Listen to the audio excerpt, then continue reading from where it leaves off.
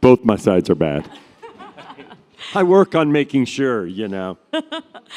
Hi, everyone. Thanks so much for sticking with us. I'm Kerry Flynn, media reporter at Axios. I'm joined by Dan Clancy, CEO of Twitch. As we're talking about experiential marketing and that really economy, we hung out at an experience last month, that was this month?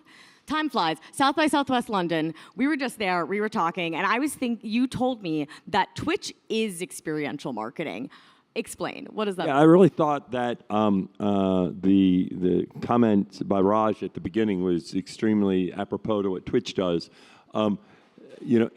Fundamentally, what Twitch is about experiencing something that you watch with a community that you build a connection to. And I think more and more, one thing that I often say is today, social media actually is antisocial. You're sitting there swiping. It's actually isolating. It doesn't connect you. And a big part that really, I think, has worked well for Twitch is sort of this magic that I think everyone is looking for, that connection with other people. And I think fundamentally, when you start thinking of marketing, it's about transference of emotional affinity. And I think that happens extremely well on Twitch because they have that emotional affinity because of the connection of the people that they are experiencing this with. I love how you're thinking about community. That is definitely the word of the week with a lot of the social platforms. Another thing that when I think of Twitch, my mind goes straight to gaming. But when we spoke, you told me that you're trying not to use the word gamer anymore and trying to not have your ad sellers use that. Why? Well, the way I do it, and of course, if I say the word gamer right now, think of a picture. Close your eyes. Think of a picture of what you think of. They don't look like Kerry. Okay, they actually don't look like me even, but they don't look like all the people in this room, and that is because we have this memory back from 2001. Okay, and I now use the term people who game, and I think it's kind of strange that we call them gamers, and I think it happened when it was a small population. When I grew up, I played a lot of pickup basketball. Nobody called me a pickup basketballer. Okay, as the kind of this definitional of who I was. They like to game. They also put on makeup. They also, they also eat food. They also like to listen to music. And fundamentally, they are, younger members of the generation. And so I use the term people who game because I think that term gamer gives you the wrong image of who these people are. Yeah, I love what you're saying. It's people are multifaceted, right? They're not one. I'm not just a gamer. I'm someone who games. And one thing that's interesting too about you is that I understand before you joined the company, you didn't really use Twitch. You were not a person who games. Right. So, I'm not a gamer either. So I got a two-part question. Why did you then want to join Twitch? And then how is Twitch becoming something that isn't just for people who game? Well, and the interesting thing is, when they first were recruiting me and they offered me the job, initially I said no. And it's because I actually didn't really understand Twitch. When I said yes, interestingly, I still didn't really understand Twitch. Because, as you said, I'm not a gamer. So I hadn't spent much time watching Twitch. And I thought of it, it's a gaming platform. I said yes, interestingly, because one thing I've realized in my career is I've been happiest when I am working with people I like.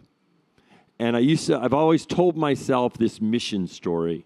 But then I realized I can have a great mission, and if I'm working with people I don't like, I'm not happy.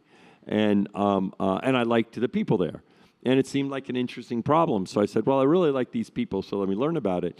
And then what I discovered is, Twitch actually isn't about gaming at all. It's about connection with other people in community. And actually, I've done a lot in community. And it's really about entertainment.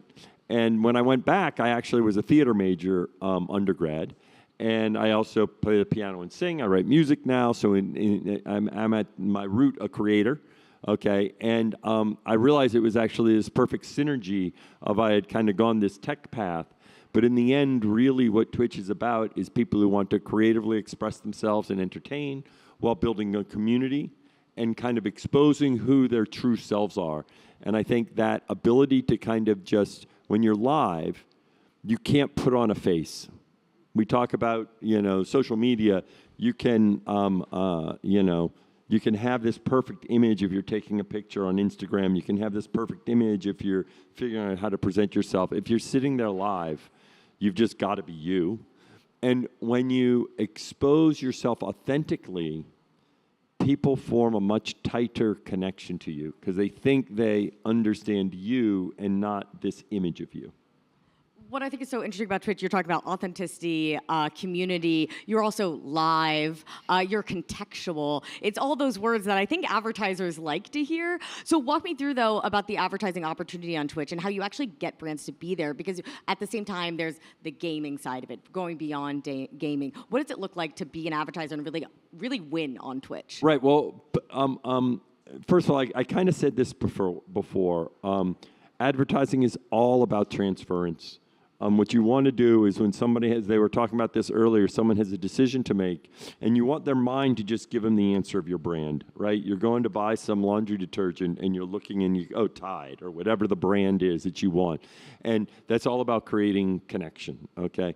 And so on Twitch, I mean, we do a lot with media, which interestingly often works quite well. And one reason is, one thing that many people don't realize is 2/3 of our revenue comes directly from our viewers, supporting the creators that they love.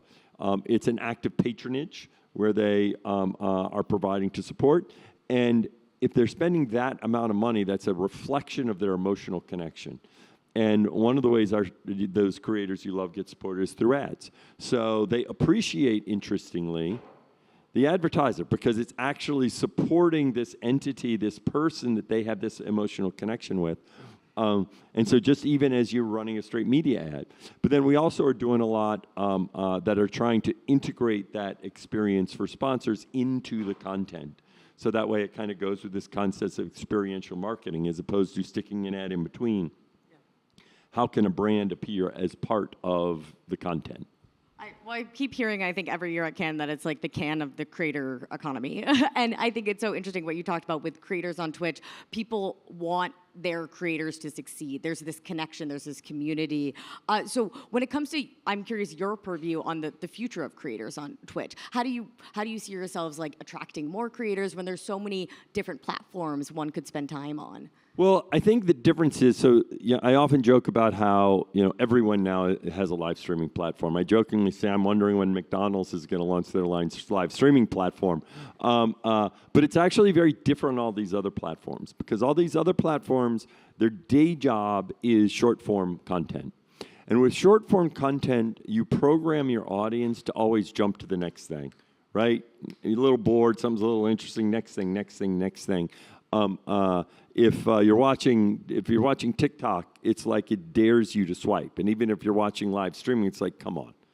You want to see what's next, don't you? Swipe. If you're watching YouTube, you glance to the bottom right because they have all these related videos, and it's like candy saying, hey, come check me out.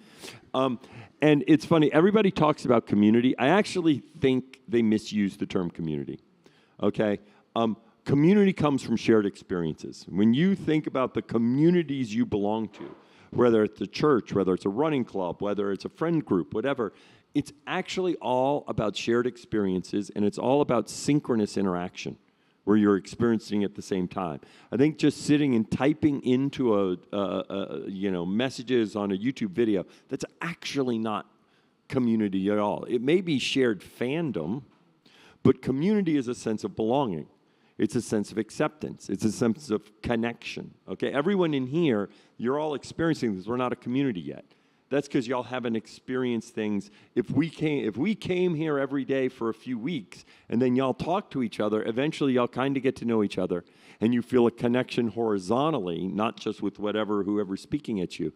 And that's what happens on Twitch. And it's because we build the platform so that we're not distracting you to get you on to the next thing.